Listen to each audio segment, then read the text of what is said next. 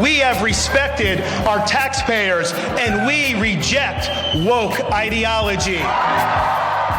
This is Into the Mix. We fight the woke in the legislature. A Ben & Jerry's podcast about joy and justice, produced with Vox Creative. We fight the woke in the schools. I'm Ashley Seaford. We fight the woke in the corporations. And today, we are still in Florida. We will never, ever surrender to the woke mob. Florida is where woke goes to die.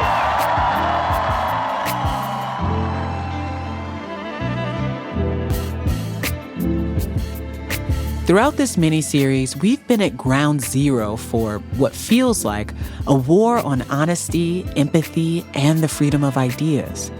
We've been steeped in backlash against DEI in workplaces and chilled by the censorship of speech in schools. We began this series at Ben & Jerry's Scoop Shop in Clearwater Beach, Florida, with Antonio McBroom, whose entire business model is based on addressing racial inequality. And on ice cream, of course. But for Antonio and Ben & Jerry's, it never is and never has been just about ice cream. Why don't you just sell ice cream? That's not who we are, right? Ice cream is in the different businesses we do are our platform to really make impact. When Florida's government passed a law banning mandatory discussions of racial inequality in business, Antonio knew it would be impossible to operate in Florida. The same law banned the free and opinionated discussion of inequality in Florida's public schools, making it impossible for many educators to teach.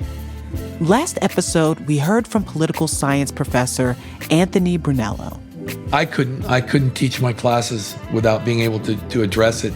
And some aspects of this law, the Stop Woke Act, have been halted in court. This is a huge win in this so-called war. But elements of the law that curtail free discussion in K-12 public schools remain.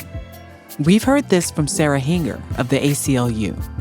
And so we see that people are themselves avoiding some of these conversations and making efforts to narrow and limit what they say and how they teach in the classroom because they are rightfully afraid that these laws could be applied against them. Even with legal rulings barring aspects of the law, the Stop Woke Act has left a haze of fear hovering over Florida. Or as Shalini Argwal of Protect Democracy says, the law had an extreme chilling effect. As soon as it was passed, we talked to so many businesses who were really concerned about how this threatened their day-to-day operations, but also at the same time felt really scared about trying to put their neck out there and expose themselves to political blowback from DeSantis. That sense of fear sits in the air like the Florida humidity, thick and omnipresent. And it's spread far beyond Florida into classrooms, workplaces, and state houses across the country. And yet, just as present as the fear is the fight. The fight for progress toward a more just world. Progress that won't be stopped by a few laws, by a few governors. So we've heard from business owners and educators and lawyers in Florida. But what about those whose very work is diversity, equity, and inclusion? And not DEI as an oversimplified and ever-vilified acronym, but systemic, hard, and reparative work. Today on Into the Mix, we know we have to fight. Now let's talk about what exactly we're fighting for. This is the last episode of this mini-series and of Season 3. Episode 3, Where We Hold Out Hope. Let's get into it.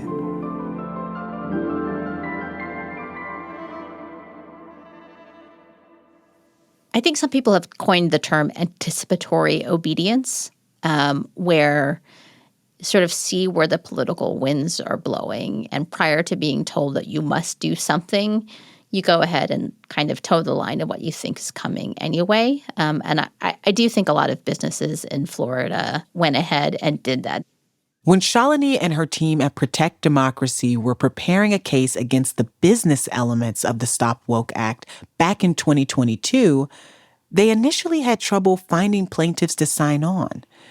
Even for powerful, mostly white-led businesses in Florida, the risk was too great.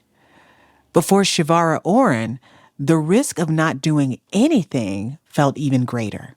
When I was first approached by Protect Democracy to be a plaintiff, my lawyer, Shalini, asked me, do you have personal fear or hesitation about becoming a plaintiff in this lawsuit because we know how vicious Governor DeSantis can be? Shivara Oren is an independent DEI specialist who works with business leaders around the world.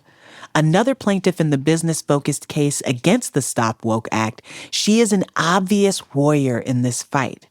I mean, she's a DEI specialist, living in Florida. Shivara Oren herself, just talking about her client list, which is pretty extensive, and the number of her clients who, after DeSantis started his campaign against wokeness and after the passage of this law, the number of them who said, no, maybe not. Maybe that contract I was going to do next year where we're going to train all of our employees, maybe you shouldn't say that. Or within your presentation, if you're talking about privilege, maybe let's change that language to something else. Shivara knew the work she did wasn't some cute PowerPoint presentation for white leaders of big companies to post on their LinkedIn. It was deep, systemic, culture-shifting work. She couldn't just remove the discussion of privilege from the conversation of racial injustice to fit the parameters of a law. Because for Shivara, justice and injustice are not bullet points on a slide. They are the building blocks of her life. People have died for me.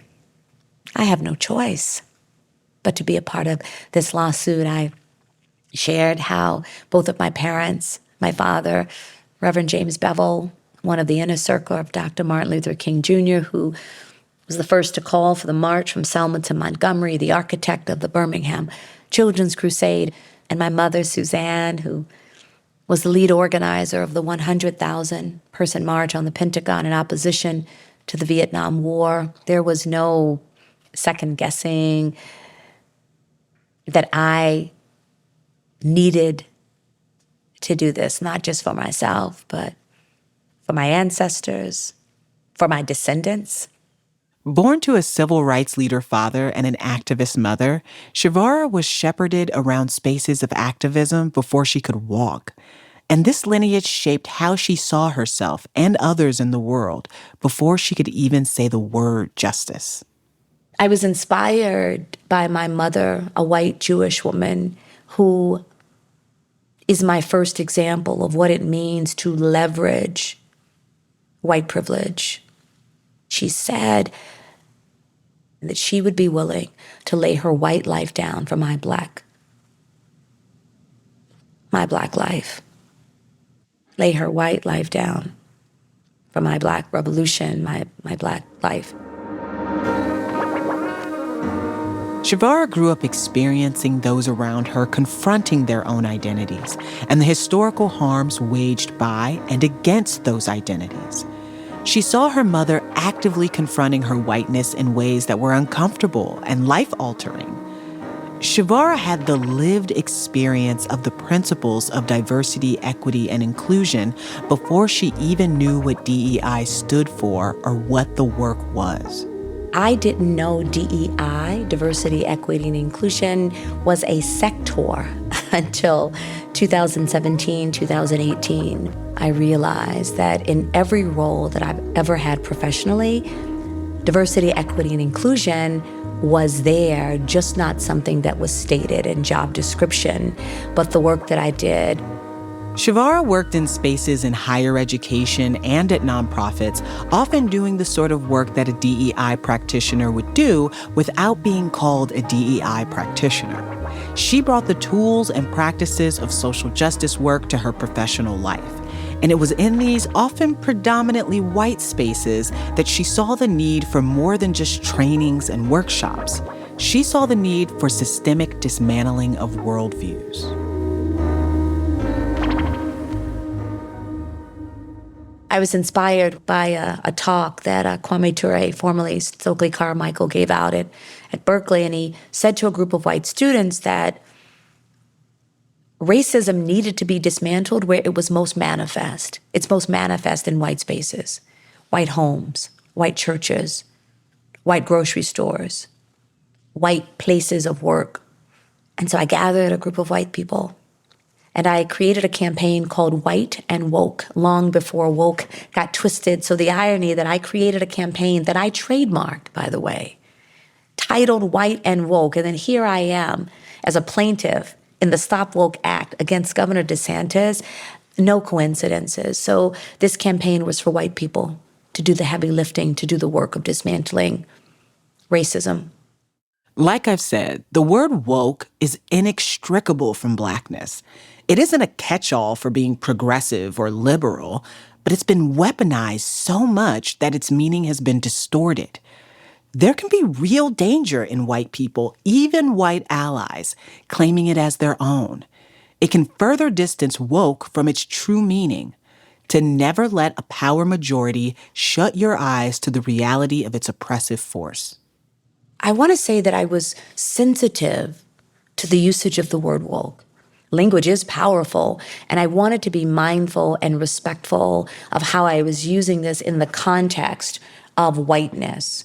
There were some white people who weren't comfortable with being called woke and referred more to themselves as awakening, white and wakening.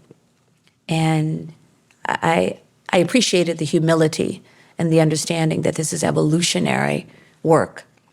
And what was important is that this group of people, this intentional group of people, recognized that while they did not create the system, they were beneficiaries of a system, and thus they were the people that needed to dismantle the system, beginning with the racism that lived in themselves.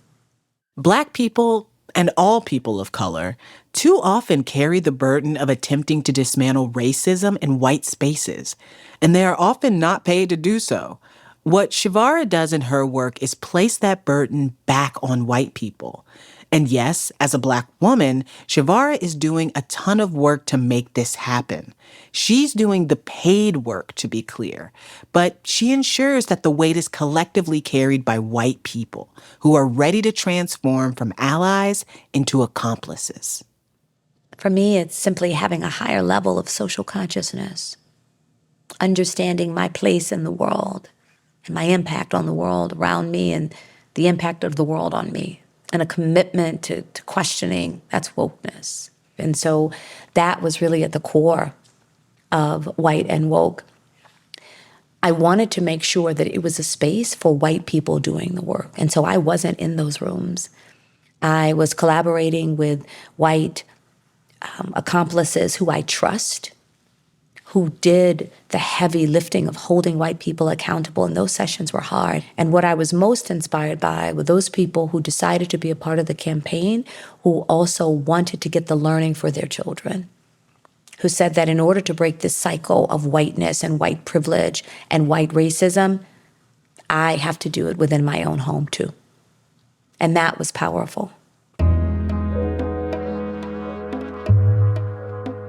This sort of work is what DEI actually is. It's not sitting through a workshop in the boardroom and then giving yourself a little pat on the back when you hire one employee of color into a low-paying role. No, the real work is heavy lifting. It's systemic changes. And although it's not work only for white people, it's imperative that white people hold the lion's share of the weight and catalyze change within their white spaces. Because while this work can be uncomfortable for white people, that's all it is, uncomfortable. Part of the real challenge, particularly after the murder of George Floyd, is that Black people were being re-traumatized, being forced to recount stories so that white people could understand what the lived experience was. And I was cautioning leaders in the space and recommending intra-group caucusing, so that Black folks and brown folks, folks who held marginalized identities, could be in safe spaces where they could share their experiences, their trauma, without being re-traumatized and without being under the white gaze. The end goal wasn't ultimately to continue to separate these employees, these workplaces, but to give Black and brown people a space to work through the trauma, particularly what they were feeling in the moment. The trauma of George Floyd being their brother, their nephew, their uncle themselves, even. And white people, just like with White and Woke, doing the work with themselves. The deaths of George Floyd, like that of Philando Castile and Michael Brown and Ahmaud Arbery and Tamir Rice and Sonia Massey and Breonna Taylor and more and too many more Black people, is a collective trauma held by Black communities. This is a trauma that seemed to only be widely acknowledged starting in 2020, hundreds of years past this country's origins. And this centuries-long delay created a very flimsy scaffolding on which many mainstream white spaces, workplaces, universities, teams, cities, and governments could pledge to do better. More on that after the break.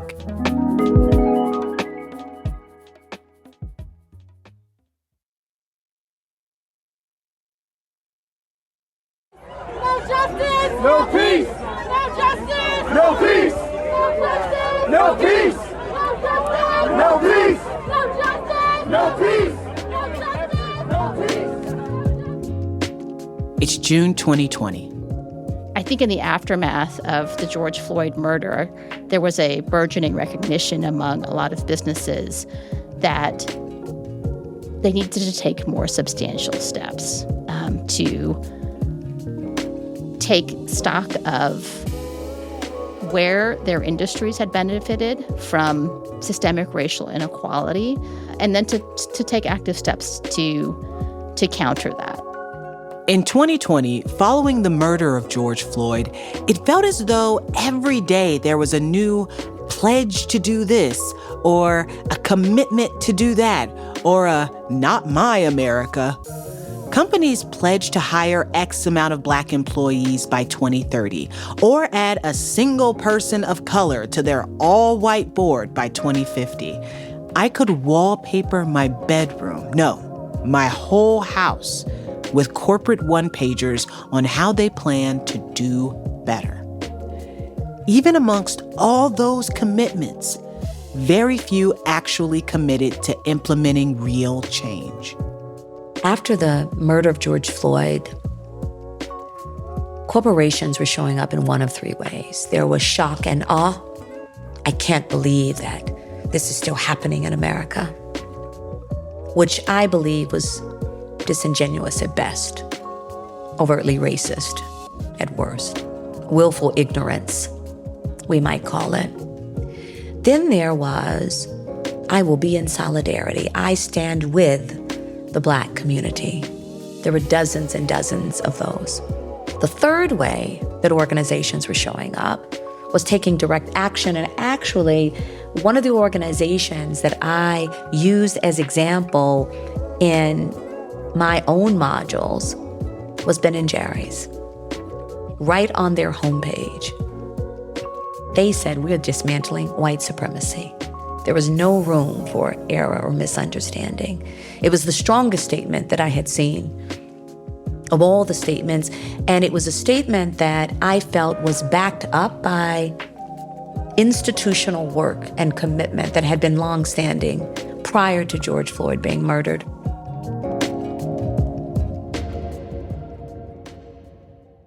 Doing the work and saying you will do the work are two very different things.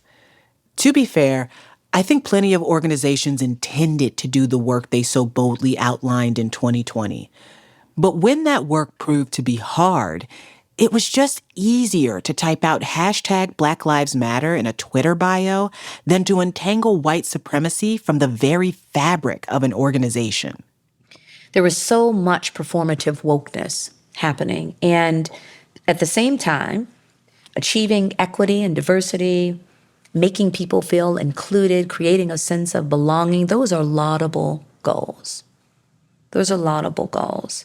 So these organizations, whether it was shock and awe, whether it was I stand in solidarity with, or I am taking direct action, organizations at rapid pace started hiring chief diversity officers. If they didn't have employee resource groups or business resource groups, as we sometimes call them, they were quickly assembling those. They were making verbal commitment of millions of dollars to external organizations where no deep research or work had been done without community input. Primarily going to the big names that they knew. You had primarily privileged people within corporate spaces making decisions about the most marginalized among us. And even though there were proclamations and claims and commitments that were transparently weak, there were also those that weren't. For some, came a recognition that businesses should not and could not operate without strong DEI practices.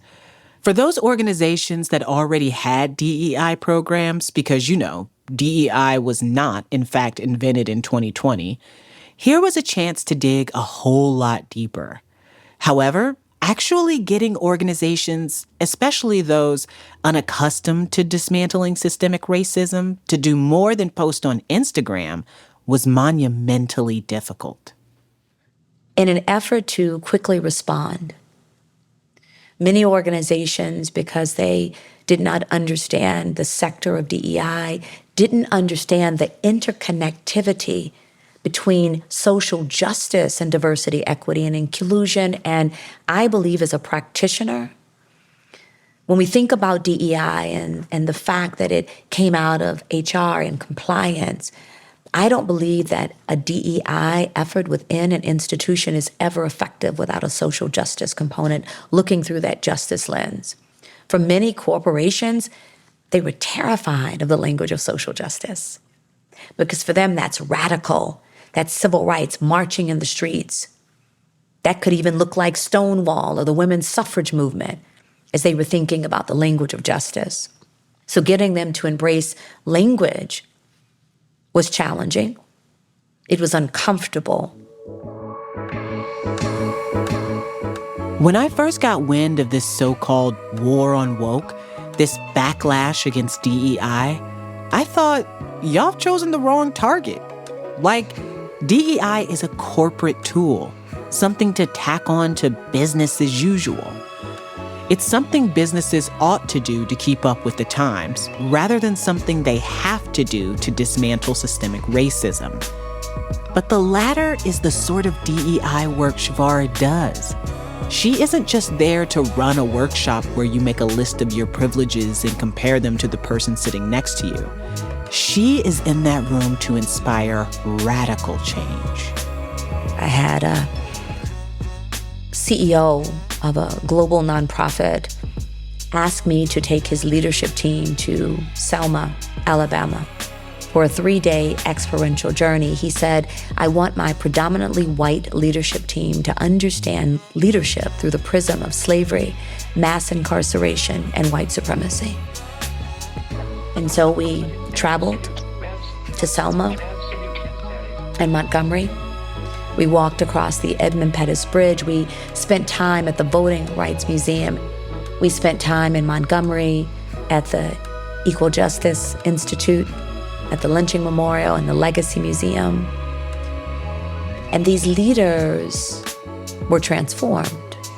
As powerful as this experience was for these leaders, dismantling the ways their organization ran that upheld structural racism was never going to happen in 3 days in a community that wasn't theirs. When Shavara returned home from Selma, she had a LinkedIn message from one of the senior leaders on that trip asking her to speak with his college-age sons. He also said that he had never had a direct conversation with his white sons about race and racism in America. And it was happening for the first time on a Zoom in the living room, and I simply said, just call me Auntie Shavara. These two white boys were having a conversation with their father about racism for the first time ever at 17 and 22, all because their dad went on a 3-day trip to Alabama to learn about white supremacy. Would they have otherwise? What if their schools no longer allowed their teachers to talk about racial injustice? What if they graduated and went to work and they were barred from talking about racial injustice there? Would they ever talk about it?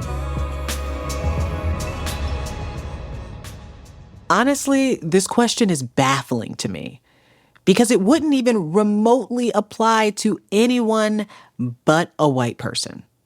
Like, what person of color was 17 or 22 when their parents talked to them about racism for the first time? But that's what's on trial here. Literally. The parts of the Stop Woke Act that target opinionated discussions of race in public K-12 schools is still the law of the land in Florida. What's on trial is the idea that there's an age that's too young for kids to talk about racism. How young is too young to teach children about race? That's not the right question. Little black and brown humans who don't have a choice about whether or not they talk about race is directly tied to the Stop Woke Act. Let me say this. Black reality is not equivalent to white feelings. But I mean, that's what all this backlash really stems from, right? Obviously, it's about power and domination and money and control. That's true. But it's also about the revulsion toward any form of discomfort for white people. The Stop Woke Act and laws like it are trying to equate the discomfort a white 6-year-old might feel when they learn about white supremacy to what a 6-year-old black child feels when learning about anti-blackness. Shame comes up often in the work that I do. When I am working with institutions, and I work across a wide sector of industry, and I pose the question, what was inhibiting them from being more honest about race, about racism, about sexism, about homophobia, transphobia, Islamophobia, all of the challenges that were surfacing in the organization. And one of the leaders stood and said, shame. And I was curious. I said, what's the learning here? And they said, one, I've not considered that shame is impacting all of us. And there were many accounts around the leaders holding shame, about being able to talk about race. One even indicated that they held shame because they were white. They were ashamed of their whiteness. And so shame comes up often in this work, and I believe it is a huge inhibitor for white people doing the work.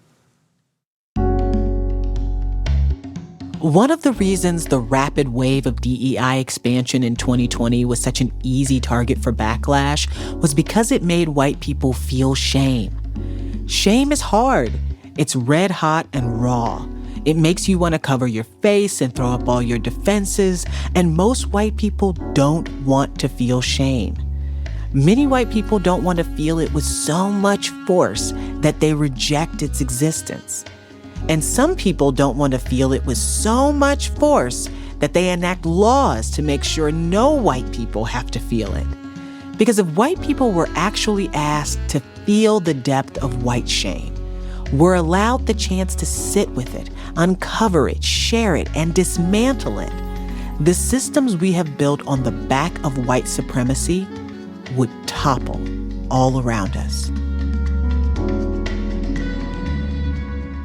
There's a book by a professor from Emory, Dr. Carol Anderson, and it's titled White Rage.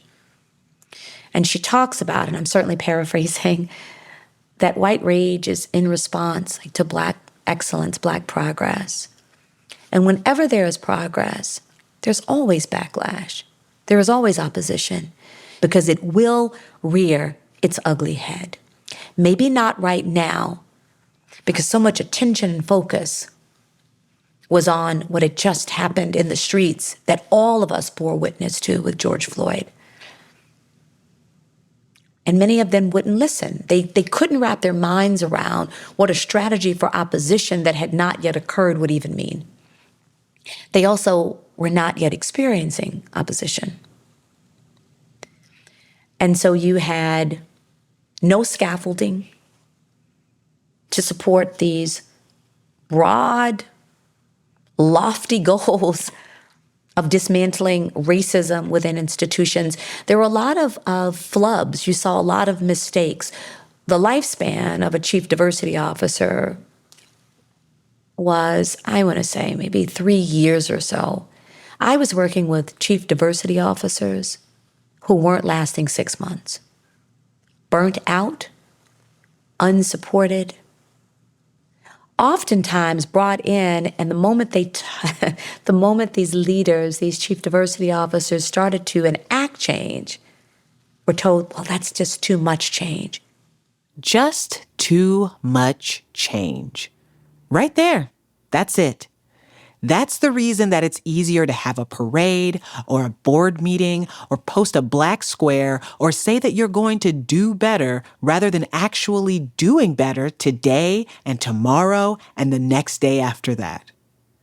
That's the reason that it's been easy for so many businesses to shed their DEI offices when a rumor of backlash arises. Too much change was never made. Too much change was never planned on being made. Too much change is just too hard.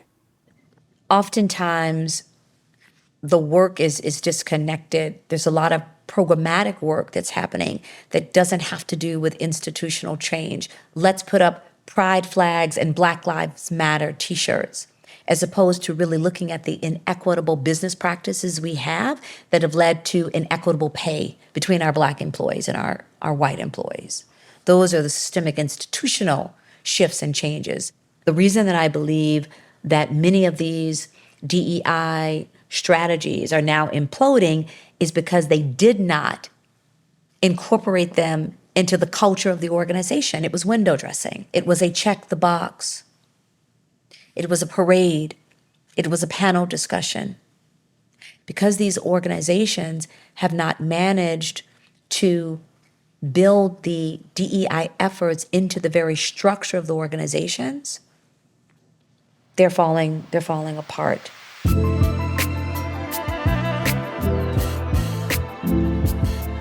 One thing that harsh critics of DEI actually get right is that really implementing DEI practices will mean radical change.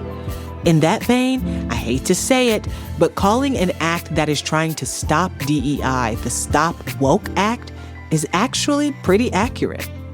Because diversity, equity, and inclusion, when practiced in ways that ask people to wake up to injustice, how they are perpetuating it, and how they can end it, is woke.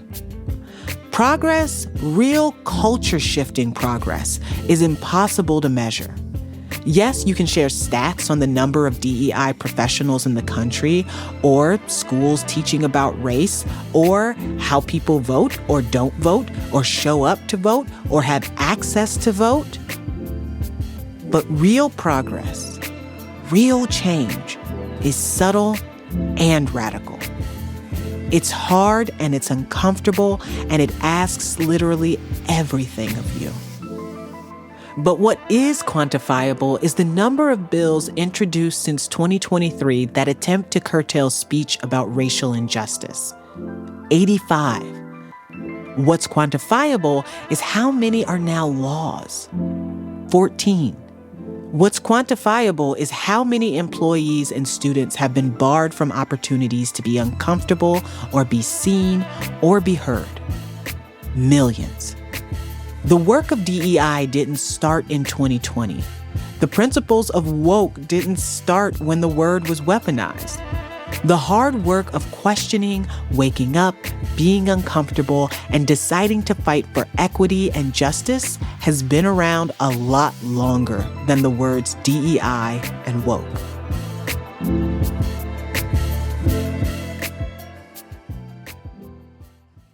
I have been doing the work of diversity, equity, inclusion, justice, and belonging my entire life without even knowing that acronym. What is stopping us from continuing the work? Nothing. The very real fear and reality that major corporations are dismantling DEI departments, firing chief diversity officers, pulling back their resources, changing and shifting their commitment. That's real. And at the same time, those organizations who had been doing the work deeply prior to George Floyd, they are still doing the work. And that's where I hold out hope.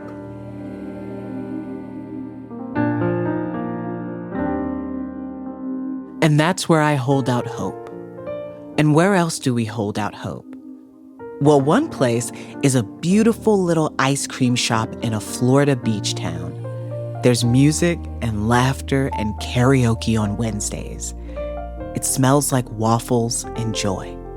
And this ice cream shop's manager has gone through a DEI training program, one that all Primo Partner Scoop Shop managers do. He understands that the different lived experiences of his staff and customers are relevant and important. The history of the community he serves is relevant and important. That they are what make this little ice cream emit joy. I mean, the thing to keep in mind is there are cycles to challenge and there are cycles to opposition. And over time, justice prevails, right? And so we're going to have, no matter what state we're in, and especially in the South, right? In the South, where there's such a rich racial history, there are going to be these ebbs and flows that is just part of what we deal with in this culture. But if we're, over time, the graph is progressing forward toward equity and toward justice, that's what winning looks like. And so the path isn't always linear. It goes up and down sometimes. And I think that initiatives like Stop Woke or any sort of backlash is just, we got to be conditioned to be able to go through those storms. And I think whenever you got coalitions of enough strong, values-aligned organizations, leaders, and people, we can push forward against any of that resistance. And that's been the case of civil rights in America. That's been how we've had the remarkable strides that we've had over the decades.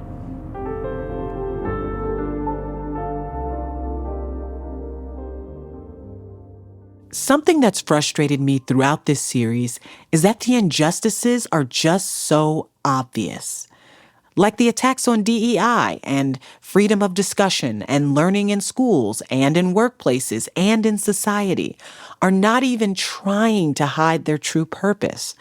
I mean, it's called the Stop Woke Act. It's clear to me that it's all a last-ditch attempt to hold on to every last drop of power that can be drawn from the well of white supremacy. But that well is running dry.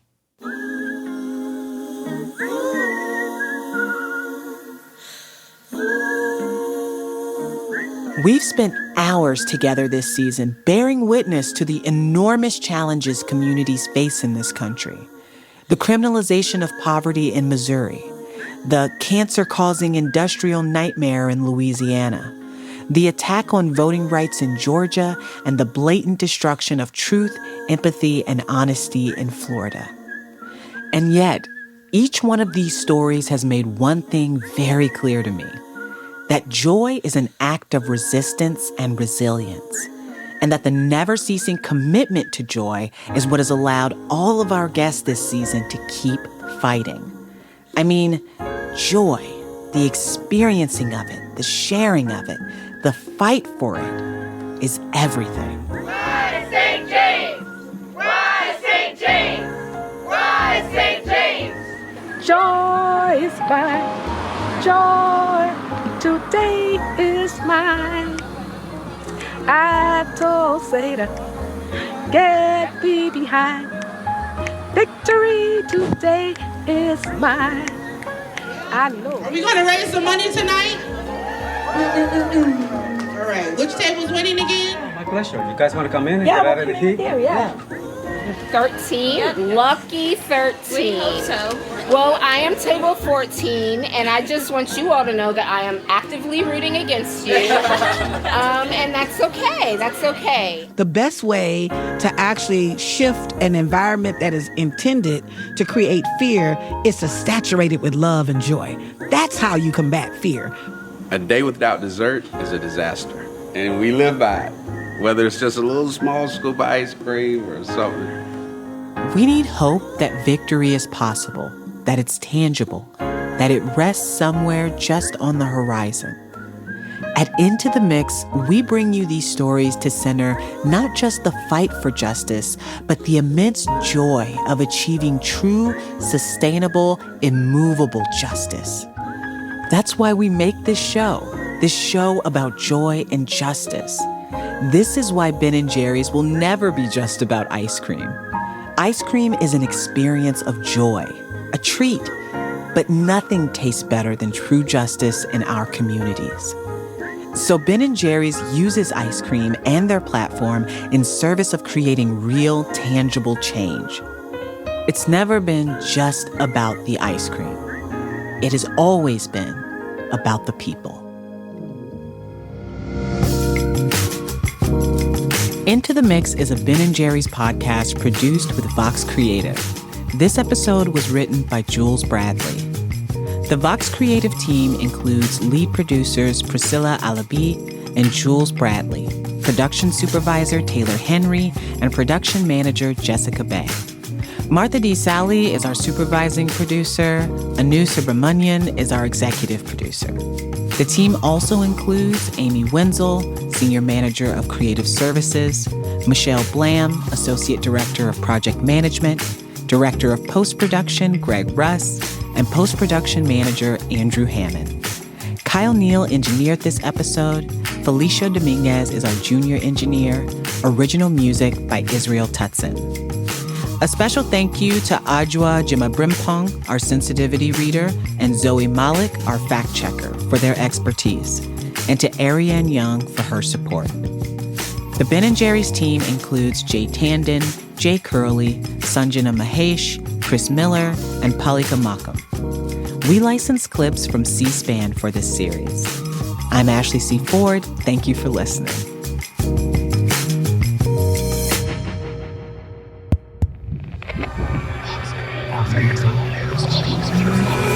Vox Creative.